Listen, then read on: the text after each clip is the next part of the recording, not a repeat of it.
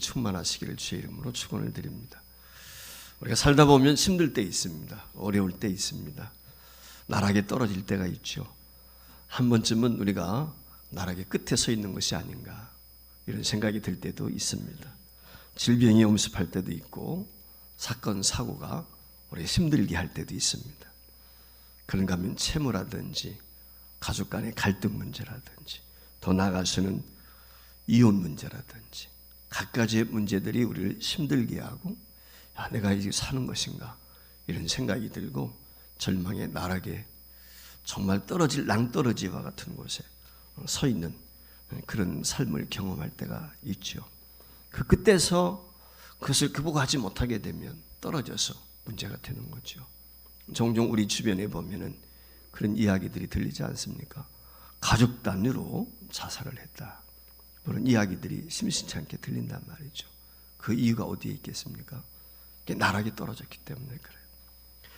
제대로 보도가 되지 않지만 하루에도 30명에서 40명 가까이 매일 자살을 합니다. 그 이유가 어디에 있겠습니까? 바로 나락에 떨어졌기 때문에 그렇습니다. 학생들도 성적 압박을 받아가지고 성적이 향상이 안 되니까 그것 때문에 고민하다가 극단적인 선택을 하는 경우도 있습니다. 빈곤층 사람들 제대로 전기세도 낼 수 없고 요즘에 어떻습니까? 전기세 폭탄 아닙니까? 전기료 요즘에 가스료 폭탄입니다. 기가 막힐 정도로 요즘에 힘들단 말이죠. 이런 상황 가운데 있는 많은 사람들이 어려움을 겪게 되면은 이처럼 인생의 깊은 나락에 떨어지게 되는 것이고 그 나락에서 헤어나지 못하게 되면 결국은 극단적인 선택을 하는 경우도 주변에서 얼마든지 보게 되는 것입니다. 살다 보면 너나 할 것 없이 누구에나 다 문제는 있습니다. 근데 중요한 건 뭐냐면 길입니다. 길이 보이면 사는 거거든요. 벗어날 수 있다, 헤어날 수 있다 생각하면은 극단적인 선택하지 않거든요. 근데 길이 보이질 않는 거예요. 앞을 봐도 뒤를 봐도 옆을 봐도 어디도 기댈 곳이 없어요. 길이 보이질 않아요. 그렇게 될 때 혼자라고 생각이 들고 극단적인 선택을 하는 경우도 우리 주변에서 보게 되는 것입니다. 많은 사람들이 그런 생각합니다. 인간의 문명이 발달하고 과학이 발달하면 살기 좋아질 것이다. 자, 우리가 4차 산업시대에 살고 있습니다. AI 시대에 살고 있습니다. 자, 여러분에게 묻습니다. 행복하십니까? 우리 한번 옆 사람에게 물어봤으면 좋겠어요. 당신 행복해? 한번 물어보세요. 한번 물어보세요. 진짜 행복한지. 어떻게 행복하세요? 여러분, 우리들 과학 문명이 발달해서 얼마나 많은 이기들이 있습니까? 제가 지하철을 어쩌다 한 번씩 타거든요. 인천 지하철을 탔는데 어느 날 제가 맨 앞자리 한 번 탔어요. 맨 뒷자리에도 한 번 탔어요. 뒷칸에. 뭐 2칸밖에 안 되니까 사실 이호선은. 근데 제가 한 가지 놀라운 사실을 발견한 거예요. 어느 날 기관사가 안 보여요. 여러분들 알고 타십니까? 인천 지하철은요 기관사가 없습니다. 무인입니다. 자동으로 운행되는 거예요. 자동으로. 여러분 AI 시대가 돼가지고 말이죠. 식당에 가면 누가 서빙해요? 예, 로봇이 와가지고 나오죠. 로봇 기계에 붙어가지고 거기서 카드 결제합니다. 그냥 이런 시대거든요. 자율주행차 그렇지 않습니까? 운전은 내가 한다고 생각하겠지만은 손 놓고 운전대 잡지 않아도 나중에 가는 거예요. 저는 그런 생각을 가져봐요. 이제는 부산까지 가는데 자율주행 열차가 나오지 않겠나. 이제는 미국 가는데 자율주행 비행기가 나오겠다. 이미 나왔잖아요. 그게 뭐죠? 비행기 있잖아요. 그게 뭐예요? 드론이잖아요. 드론. 이미 드론 활용하고 있단 말이에요. 이제는요 드론에다가 포탄 실어가지고 투하하게 되면 인명피해 하나도 아군은 당하지 않고 적군만 피해를 당하는 거예요. 여러분 러시아에서도 지금 전쟁하는데 우크라이나와 그 이란산이라고 그랬잖아요. 그 드론 전쟁하지 않습니까? 이런 시대 속에 우리가 살고 있거든요. 여러분 4차 산업이 발달하게 되면 우리 삶의 질이 나아질 것 같죠? 천만의 말씀이에요. 과학 문명이 발달하면 발달할수록 어떻게 됩니까? 저는 두려운 게 있어요. 우리 후손들 미래 세대가 영화에서나 볼 듯한 실제 그런 일이 일어날 수도 있겠다. 그것이 뭡니까? 로봇의 지배를 받는 거예요. 전에 영화 같은 데 보면 그런 게 있잖아요. 사람들이 편리하기 위해서 자기를 위해서 로봇을 만들었는데 로봇의 지배를 받는 거예요. 그것이 현실로 지금 우리 앞에 다가와 있는데 그 중에 하나가 무엇이냐면 챗 GPT라는 것입니다. 여러분들 들어보셨습니까? 챗 GPT라고. 이 챗 GPT라는 건 다른 것이 아닙니다. 미국에 있는 AI 스타트업, AI가 높은 AI가 만든 것인데 이게 뭐냐면은 인공지능, 한마디로 말하면 대화 채널 시스템입니다.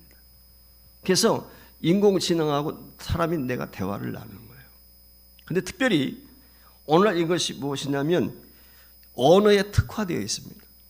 그래서 언어에 특화되어 있기 때문에 인공지능을 통해서 이 언어의 습득력이 얼마나 강한지 그 인터넷상에 나와 있는 모든 책들 있죠. 세상에 나와 있는 모든 책들을 다 흡수를 해요. 그래가지고 지식을 다 축적을 합니다. 여러분들 쉽게 이야기하면 알파고를 이해하면 될 것 같아요. 알파고와 사람이 바둑을 두어가지고 유일하게 딱 그것도 한번 이긴 사람 이세돌 구단밖에 없어요. 모든 사람이 다 패했습니다. 단 한 번도 이기지 못했어요. 앞으로는 로봇을 이길 사람이 없어요. AI를 못 이깁니다. 왜냐? 사람은 각각 능력의 한계가 다 있단 말이죠. 그런데 AI는 무궁무진한 모든 사람의 능력을 다 통폐합을 해서 하나로 가지고 있으니까. 그래서 이 챗 GPT라고 하는 말은 약 3천만 권의 책을 지식을 축적을 하고 있습니다. 그래서 모든 지식을 다 하고 있습니다. 그래서 제가 인터넷상에서 챗 GPT에게 명령을 했습니다. 켈빈의 5대 교리에 대해서 설명 좀 해줘. 제가 이렇게 질문을 했거든요. 그랬더니 이렇게 답을 줬어요. 첫 번째, 전적 타락. 같이 읽어볼까요? 이것은 타락의 결과로 모든 사람이 완전히 타락하여 있으며 성령에 가능하게 하는 능력 없이는 영적 문제에서 선과 악을 선택할 수 없다고 가르칩니다. 이게 전적 타락이라는 거예요. 저는요 이거보다 명쾌하게 아주 켈빈의 교리를 축약해서 설명해 준 교수를 만나지 못했어요. 목사님을 만난 적이 없어요. 두 번째 볼까요? 무조건 선택 시작. 이것은 하나님께서 어떤 선한 행실이나 개인의 여긴 믿음에 근거하지 않고 오직 하나님의 주권적인 선의에 따라 구원받도록 창세전에 어떤 사람들을 선택하셨다는 것을 가르칩니다. 너무 쉽게 교리를 요약해가지고 우리에게 설명을 해주고 있어요. 제가 다 보여주질 않지만 5가지 질문을 쫙 해놨는데 죄송한 얘기지만 제가 신학교에서 조직신학 배울 때 그 어떤 교수보다도 아주 추락해서 한마디로 우리에게 요약해서 보여주고 있는 제가 그런 생각이 들더라고요. 야, 우리 아들들 시대는 이제는 목회할 때 설교 걱정 없겠다. 왜냐하면 오늘 본문 말씀 신명기 30장 1절로 10절까지 설교문 좀 만들어줘. 20분짜리 만들어줘. 30분짜리 만들어줘. 1시간짜리 만들어줘 하면요. 챗 GPT가 딱 만들어 나옵니다. 가장 훌륭한 설교입니다. 왜? 모든 설교들을 다 축약해가지고 그것을 데이터로 뽑아가지고 정말 가장 좋은 설교를 만드는 거예요. 아마 그런 시대가 올 거예요. 이제는 목사가 아니라 누가 설교해? AI가. 여러분 제가 깜짝 놀랐어요. 방송에 나오는데 걸그룹이 나와가지고 아이돌이 나와가지고 막 노래를 해요. 근데 그게 누구예요? AI예요. 여러분 그 AI가 지금은 화면 속에 있지만 이제 걸어 나와가지고 우리와 함께 할지 모르겠어요. 요즘에 모델들 AI들이 하지 않습니까? 돈 많이 주고 사람 모델 안 써요. 이제는 AI가 한단 말이죠. 똑같아. 누군지 알 수가 없어요. 네. 이런 시대 속에 우리가 살고 있단 말이죠. 그런데 여러분 이렇게 문명이 발달했습니다. 여러분 행복하십니까? 여러분 모든 일 로봇 해주니까 여러분들 편안하고 마음 놓고 여행 다니고 여가를 즐길 수 있습니까? 아니잖아요. 일자리가 없잖아요. 수입이 없잖아요. 결국은 누가 고통을 당합니까? 모든 것이 편리해졌다고 생각했는데 오늘 우리가 벼랑 끝에 내몰리고 있는 것입니다. 점점 기술이 발달할수록 인간이 할 일이 없어요. 농사를 짓는 것도 기계가 다 합니다. 자동차를 만드는 것도 기계가 다 합니다. 이러다 보니까 제 생각은 그래요. 빈익부 부익빈, 이것은 더 세월이 지날수록 심화될 수밖에 없다. 가진 자와 갖지 못한 자 더 구분될 수밖에 없다. 부자와 가난한 자 더 이게 벌어질 수밖에 없어요. 그럴 수밖에 없는 한실로 지금 가고 있단 말이죠. 이처럼 우리가 삶을 살아가는 데 있어서 벼랑 끝에 살고 있어요. 언젠가도 말씀을 드렸지만 지난주에 이게 재정부에서 얘기 올라오는 걸 보고 제가 깜짝 놀라버렸거든요. 우리 교회 한 달 가스비가 167만 원이에요. 전기료가 126만 원인가 나왔어요. 그러면 전기 가스비가 한 달에 300만 원입니다. 우리가 1년 예산 600만 원 세웠거든요. 근데 한 달 만에 절반이 나와요. 좀 추워도 참아야 되겠어요. 이제 더워도 좀 참아야 되고. 기가 막히지 않습니까? 지금 모든 세대들이 난리예요. 프랑스에서요, 바게트, 이게 모든 서민들이 먹는 빵이에요. 근데 바게트를 못 만들겠다는 거예요. 빵집이 문을 닫기 시작합니다. 이유가 뭐예요? 우크라이나와 러시아 전쟁이 길어지다 보니까 가스금이 막 올라가는 거예요. 전기세가 막 올라가요. 빵집이 운영을 못하는 거예요. 빵을 구워낼 수가 없는 거예요. 비용이 너무 많이 들어가니까. 지금 이런 시대예요. 여러분 요즘에 갈비탕 한 그릇에 18,000원, 20,000원 받잖아요. 어마어마하지 않습니까? 언제 이렇게 올랐는가 할 정도로 그런 시대 속에 우리가 살고 있어요. 한마디로 말하면 모든 사람들이 어떻게 보면 낭떠러지와 같은 곳에 처해 있지 않는가, 이런 생각을 갖게 됩니다. 벼랑 끝에 서 있다. 헤어날 길이 없단 말이죠. 이런 헤어날 길이 없고 벼랑 끝에 서 있는 이 시대를 살아가는 사람들에게 누가 희망의 메시지를 전할 수 있을까요? 여기에 길이 있다고 외칠 수 있는 사람이 누굴까요? 그건 교회입니다. 그게 성도인 것입니다. 비상할 수 있다고 전할 수 있는 것이 저와 여러분인 것입니다. 저와 여러분이 여기에 희망이 있습니다. 여기에 길이 있습니다. 여기에 살 소망이 있습니다. 라고 담대히 외칠 수 있어야 된단 말이죠. 모든 사람들이 지금 벼랑 끝으로 몰리고 있습니다. 그런데 그 벼랑 끝에서 꿈을 꾸게 하는 메시지가 오늘 여기 본문에 기록이 되어 있습니다. 4절 말씀을 같이 읽습니다. 4절 말씀 띄워주세요. 방송실 같이 읽습니다. 내 쫓겨간 자들이 하늘가에 있을지라도 내 하나님 여호와께서 거기서 너를 모을 것이며 거기서부터 너를 이끌 것이다.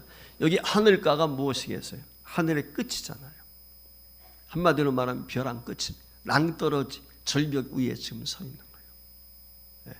떨어질 수밖에 없는 절망적인 상황 가운데 있단 말이에요. 그런데 하나님께서 그 벼랑 끝에 서 있는 저와 여러분을 돌아오게 한다는 거예요.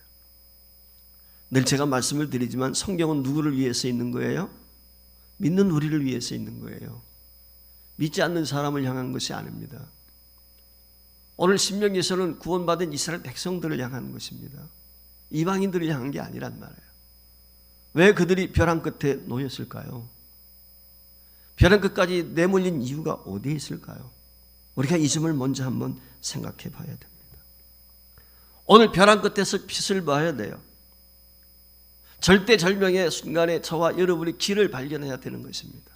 그래야 낭떠러지에 떨어지지 않고 앞으로 전진할 수 있는 것이지, 그렇지 않으면 길을 보지 못하게 되면 진퇴유곡이라 망할 수밖에 없단 말이죠. 여러분, 오늘 희망을 선포해야 돼요. 혹시라도 여러분 가운데 고난과 시련 가운데 정말 생을 포기하고 싶다, 정말 내가 절망의 절벽에 서 있다, 정말 벼랑 끝에 서 있다, 세상 끝에 서 있는 것 같은 느낌이다 라고 하는 생각 드시는 분들 없습니까? 그렇다면 오늘 주시는 말씀을 통해서 길을 발견할 수 있기를 주의 이름으로 축원합니다. 희망을 볼 수 있기를 주의 이름으로 축원합니다. 우리 교회가 이 희망을 전할 수 있어야 돼요. 저와 여러분이 여기에 길이 있다고 담대히 외칠 수 있어야 된단 말이죠. 그러면은 이 벼랑 끝에 놓여 있는 저와 여러분이 어떻게 비상할 수 있고 어떻게 희망을 갖고 꿈을 가지고 다시 한번 우리가 하나님의 사람으로서 주님이신 분복을 경험하며 세상 가운데 빛과 소금의 역할을 감당하고 그들의 길잡이가 되어서 세상을 향해 여기 소망이 있다고 외칠 수 있을까요? 첫 번째 비결은 하나님께 돌아서는 것입니다. 하나님께로 향하는 것입니다. 오늘 본문 말씀에 보면 2절과 8절 9절에 연속해서 이렇게 기록을 합니다. 내 하나님 여호와께로 돌아와 너는 돌아와 내 마음을 다하며 뜻을 다하여 여호와 내 하나님께로 돌아오면 사는 길이 여기 있어요. 하나님께로 돌아와야 됩니다. 여러분 오늘 본문의 말씀을 받고 있는 사람들이 누굽니까? 유대인들입니다. 히브리 사람입니다. 출애굽한 이스라엘 백성들입니다. 그들에게 주시는 말씀이에요. 너희가 돌이켜야 된다는 거예요. 저와 여러분을 향해서 예수 믿어요. 구원받았어요. 자부하고 삽니다. 왜 어렵습니까? 왜 힘듭니까? 이유가 무엇입니까? 예수 믿으면 잘 돼야 되지 않겠습니까? 심령 천국 경험해야 되잖아요. 가정이 평안해야 되잖아요.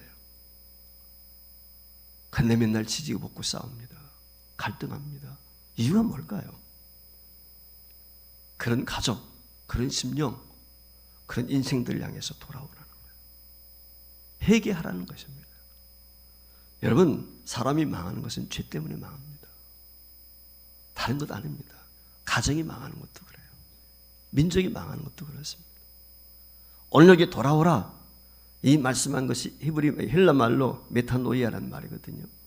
이 메타노이라는 말의 의미는 방향 전환을 뜻하는 거예요. 동쪽으로 가던 사람이 서쪽으로, 남쪽으로 가던 사람이 북쪽으로 돌이키는 것입니다. 즉 회개를 말씀하는 것입니다. 여러분, 인간이 되었던 누가 되었던 사는 길은 돌이키는 것입니다. 회개할 때 살 수 있습니다. 여러분, 예수님이 이 땅에 왜 오셨죠? 예수님이 이 땅에 오신 목적도 회개케 하기 위해서 오셨어요. 마가복음 1장 15절 말씀에 보면 예수님이 이렇게 외치십니다. 이 시대 때가 찼고 하나님의 나라가 가까웠으니 회개하고 복음을 받으라. 회개하라. 회개의 복음을 전하기 위해서 오신 거예요. 회개 없이 구원이 없어요. 회개 없이 하나님의 은혜를 경험할 수 없어요. 먼저 회개하는 것입니다. 벼랑 끝에 서 있는 이유가 내가 혹시라도 하나님 앞에 범죄했기 때문 아닐까? 내가 하나님의 말씀을 거역했기 때문은 아닌지, 내가 주님 뜻대로 살지 않았기 때문은 아닌지 돌이키는 것입니다. 돌아보는 것입니다. 이것이 전제돼야 되는 것입니다. 이 백성은 나를 위해서 지었나니 나의 찬송을 부르게 하기라고 했는데 내가 과연 주님을 영화롭게 했는가? 내가 주님의 찬송이 되었는가? 내가 주님의 기쁨이 되었는가? 한번 돌아봤으면 좋겠습니다. 왜 저들이 쫓겨갑니까? 왜 이스라엘 백성들이 하늘 끝까지 쫓겨갔습니까? 왜 바벨론에 그들이 포로로 잡혀갔습니까? 왜 예루살렘이 멸망했습니까? 범죄 때문이었어요. 그런데 너희들이 그 하늘 끝까지 바벨론에 포로로 끌려갔다 할지라도 너희들이 돌이키면 너희들은 산다는 거예요. 회복시킨다는 거예요. 새롭게 하겠다는 거예요. 비상하게 하겠다는 것입니다. 그렇습니다. 사는 길은 돌이키는 것입니다. 회개하는 것입니다. 그 길만이 우리가 살 수 있는 길입니다. 죄를 이야기할 때 하말티아라고 합니다. 하말티아라는 말의 의미는 뭐냐면 관역을 향해서 활을 쐈는데 그 화살이 관역을 빗나가는 거예요. 그 관역을 빗나가는 순간, 그 화살이 관역을 막 비껴나가는 순간을 하말티아라고 이야기해요. 여러분, 관역에서 화살이 빗나가게 되면 어떻게 되죠? 날아가면 날아갈수록 관역하고는 멀어지는 거죠. 우리 인간이 그렇습니다. 잘못된 길로 들어서게 되면요, 하나님에서 점점 더 멀어지는 거예요.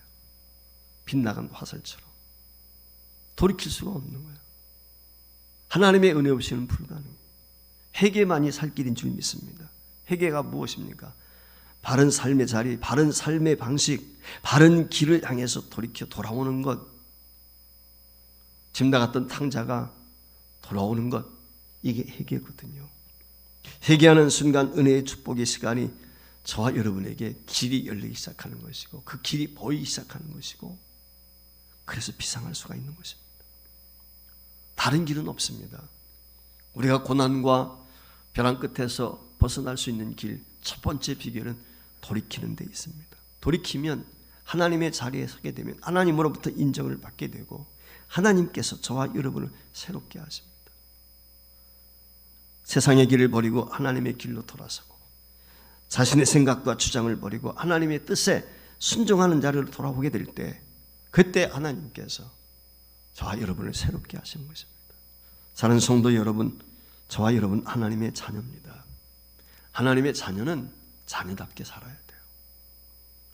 구원받은 성도는 힘들고 어려움이 있어도 구원받은 성도답게 살아야 됩니다. 근데 우리가 예수를 믿으면서도 다 주님과 씨름해요. 막 갈등하고 싸워요. 그러니까 뭐예요? 내 뜻과 주님의 뜻이 그냥 충돌하는 거예요. 내 임의대로 살고 싶어서. 사는 성도 여러분, 순종이 제사보다 낫다고 그러잖아요. 오늘 우리가 주님의 뜻대로 돌아오게 될 때, 그때 하나님께서 저와 여러분을 새롭게 하십니다. 요즘에 전자제품, 가전제품 이런 것들 보면요, 정말 잘 나오는 것들 많아요. 컴퓨터나 이런 것들도 보면 얼마나 상상이 되고 발전이 됐는지 몰라요. 많은 기능들이 있습니다. 근데 이게 잘못하면은 꼬여가지고 말이죠, 엉망이 될 때가 있어요. 그럴 때 그것을 회복시키는 것을 리셋한다고 그럽니다. 초기화시키는 것입니다. 오늘 우리 신앙도 그래요. 꼬여가지고 막 예수 믿는데도 복잡해. 이유가 있어요. 잘못 만들었기 때문에, 만졌기 때문에 그래, 우리가. 그게 꼬인 거예요. 그럼 그 꼬인 것을 어떻게 풀 수 있습니까? 초기화시키는 거예요. 첫사랑을 회복하는 것입니다. 첫사랑 회복의 첩경이 무엇입니까? 돌이키는 거예요. 돌아서는 거예요.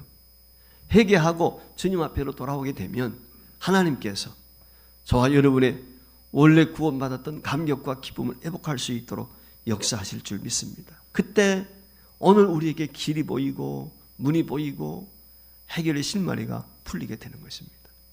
이런 은혜와 복이 있기를 주의 이름으로 축원을 드립니다. 두 번째, 우리가 벼랑 앞에 서게 됐을 때 기억해야 될 것은 하나님의 말씀을 청종하자는 것입니다. 하나님의 말씀을 경청하는 것입니다. 오늘 본문 1절 2절 말씀에 보면 이렇게 이야기합니다. 내가 내게 진술한 모든 복과 저주가 내게 임함으로 내가 내 하나님 여호와로부터 쫓겨간 모든 나라 가운데서 이 일이 마음에서 기억이 나거든 너와 내 자손이 내 하나님 여호와께 돌아와 내가 오늘 내게 명령한 것을 온전히 따라 마음을 다하고 뜻을 다하여 여호와의 말씀을 청종하라. 하나님의 말씀을 들으라는 거예요. 말씀만이 우리를 살립니다. 여러분, 청종하는 것이 무엇입니까? 청종한다는 이 말의 의미는 다른 것입니다. 귀를 크게 열고 집중하는 것이에요. 듣기 위해서. 자, 여러분들 보세요. 길 가다 보면은 우리가 수많은 소리를 듣게 해요. 전파서에 나오는 음악 소리를 비롯해서 경적 소리, 사람들의 와지닥갈 소리. 여러분 시장에 가보세요. 수많은 사람들이 뭐 상인 소리를 비롯해 가지고 손님들 소리 뒤섞여 가지고 수많은 소리가 있. 근데 여러분 기억이 납니까? 하나도 안 나요. 집중해서 듣지 않으면 무슨 얘기인지 하나도. 나하고 관심이 없으면 다 흘러지나가. 지금 여기 수많은 전파가 있습니다. 여기. 근데 내가 KBS를 MBC를 SBS 거기에 채널이 맞춰질 때 그게 소리가 들리는 거죠. 그렇지 않고는 안 들려요. 마찬가지예요. 우리가 세상에 수많은 소리가 있. 거기에 우리가 현혹당하면 안 돼. 우리가 꼭 들어야 될 것 그건 주의 말씀이요. 하나님의 음성이요. 그런데 오늘 우리가 세상의 소리에 혼이 빠져버려서 하나님의 음성이 안 들리는 거예요. 주의 음성에 귀 기울여야 되는데 이게 지금 오늘 우리의 문제란 말이죠. 여러분들이 얼마나 하나님의 말씀에 청종하고 있습니까? 여러분들이 하나님의 말씀을 듣고 얼마나 신비에 새기고 있습니까? 오죽하면 제가 지난주에 그렇게 말씀을 드렸는데 우리 장로님부터 제가 지난주 설교 물어보겠다고 그랬는데 어떻게 준비를 해오셨는지 물어볼까요? 아세요? 설교 제목이 뭔지, 본문이 뭔지 다는 모른다 할지라도 제가 3대지 설교를 하니까 일부러 여러분들 기억하라고 3대지 설교하는 거거든요. 모르잖아요. 물어보면 창피하니까 안 물어보겠어요. 여러분 보세요, 여러분. 귀로 듣고 귀로 흘러버리는 거예요. 그러니까 어려움이 있어요. 고난이 있습니다. 사는 게 아니에요. 예수 믿어도 믿는 게 아닌 것입니다. 변화가 없어요. 감격이 없어요. 기쁨이 없습니다. 능력이 없습니다. 이유는 말씀의 씨앗이 내 심령의 밭에 떨어져서 싹이 나고 자라서 꽃이 피고 열매가 맺어야 되는데 씨는 떨어졌는데 뿌리를 못 내리잖아요. 꽃을 못 피우잖아요. 열매가 없잖아요. 열매가 없는데 무슨 감격이 있습니까? 기쁨이 어디 있습니까? 여러분 부탁입니다. 오늘 주신 말씀 설교 본문 하루에 한 번씩만 읽으세요. 가서 하루에 한 번씩만, 더도 말고 일주일에 한 번씩만, 하루에 한 번씩만, 그 7번이잖아요. 7번. 그러면요 목사님 말씀 생각이 나요. 그뿐입니까? 우리 유튜브 들어가면 돼요. 우리 교회 홈페이지에 들어가면 다 있어요. 설교. 지금까지 설교 다 있습니다. 여러분들. 언제든지 들을 수 있어요. 시간 구애받지 않고. 산 여러분, 베드로가 보십시오. 베드로가요 물고기 잡았어요. 밤새도록 그물질했는데 한 마리도 잡지 못했어요. 그때 예수님께서 누가복음에 보면은 베드로를 불러가지고 깊은 데 가서 그물 내리라고 합니다. 여러분 이게 웃기는 얘기예요. 왠지 아십니까? 베드로는요 갈릴리 호수에서 잔뼈가 굵었어요. 아버지도 어부고 자신도 평생을 그 아버지 따라서 갈릴리 호수에서 고기잡이했어요. 어느 곳이 수심이 얼마가 되고 어느 곳에 고기들이 많이 모이고 너무 잘하는 사람이에요. 여러분 예수님은 뭐예요? 직업이 목수예요.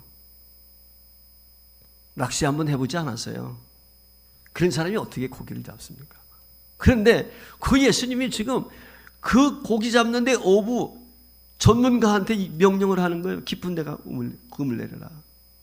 그런데요 베드로가 어떻게 합니까? 그 예수님의 권위 앞에 그 말씀에 순종합니다. 내가 밤이 새도록 선생님 수고했는데 한 마리도 잡지 못했지만 내가 말씀에 의지해서 선생님 주시는 말씀에 의지해서 내가 그물을 내리겠습니다. 대박이 났습니다. 그물이 찢을 정도입니다. 주변에 있는 동료들 불러가지고 그물을 당길 수밖에 없을 정도로 가득히 고기를 잡았습니다. 이런 대박 인생 살고 싶지 않습니까? 비결이 무엇일까요? 그것은 하나님의 말씀을 청종하고 순종하는 것입니다. 다른 데 있지 않습니다. 회개해야 됩니다. 돌이켜야 됩니다. 그리고 하나님의 말씀을 들어야 됩니다. 여러분 하나님의 말씀은 그 자체가 힘입니다. 하나님의 말씀은 그 자체가 능력입니다. 하나님의 말씀은 그 자체가 우리를 변화시킵니다. 하나님의 말씀 속에 모든 지혜와 지식이 다 담겨 있습니다. 하나님의 말씀은 생명력이 있습니다. 양날 건과 같습니다. 살리는 것입니다.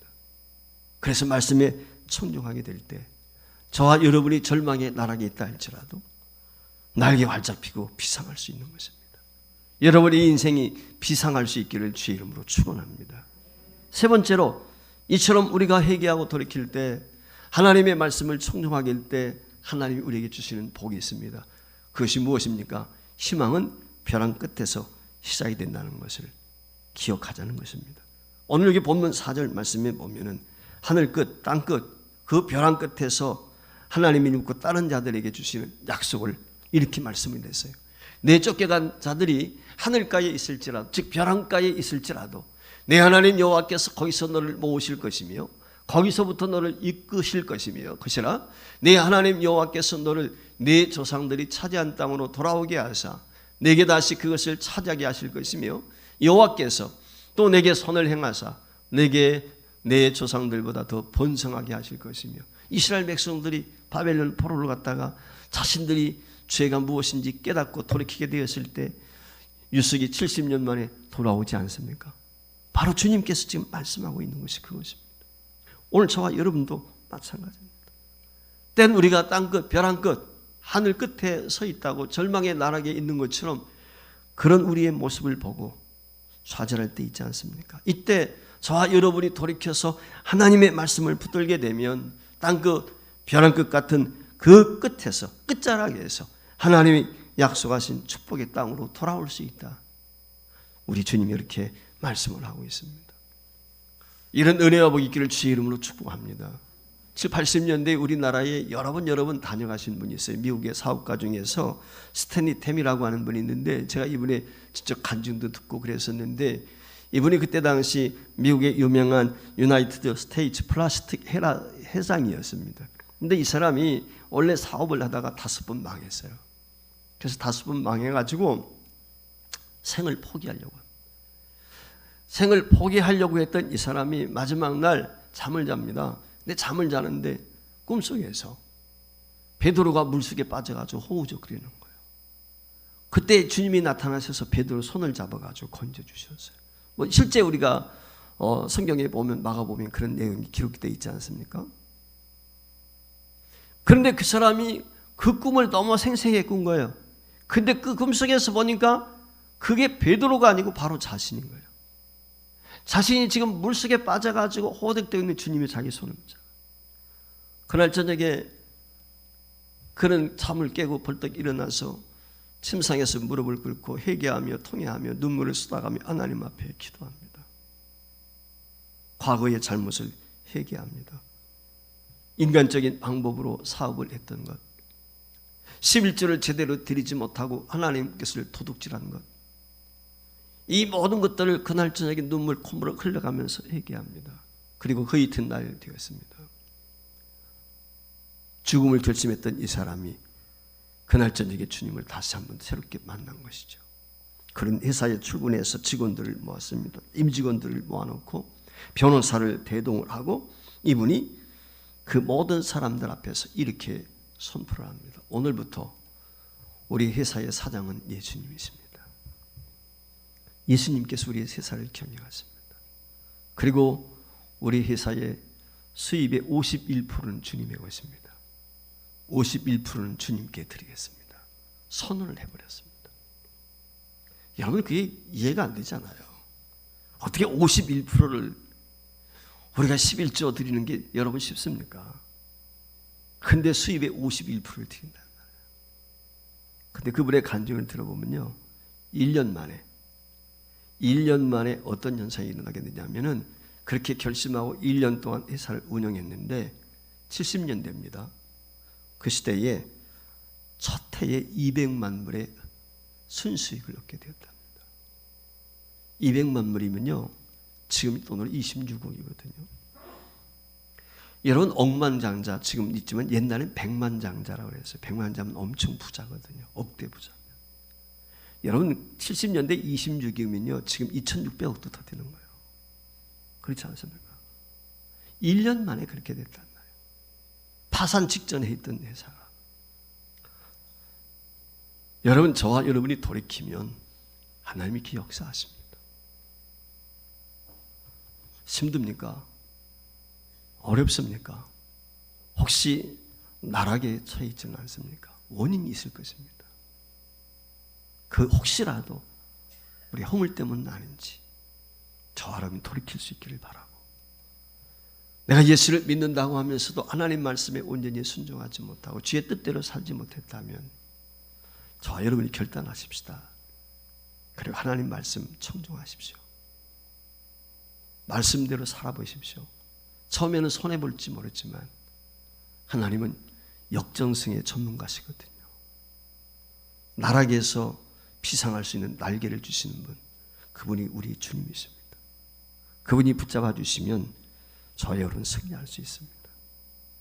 우리 어떤 고난과 시련의 벼랑 끝에 있다 할지라도 주님 붙드시고 주님 앞에 돌아서게 될 때 주의 말씀이 우리 심령에 뿌리를 내리고 역사하시면 싹이 나고 자라서 30배, 60배, 100배의 열매를 맺도록 역사하실 줄 믿습니다.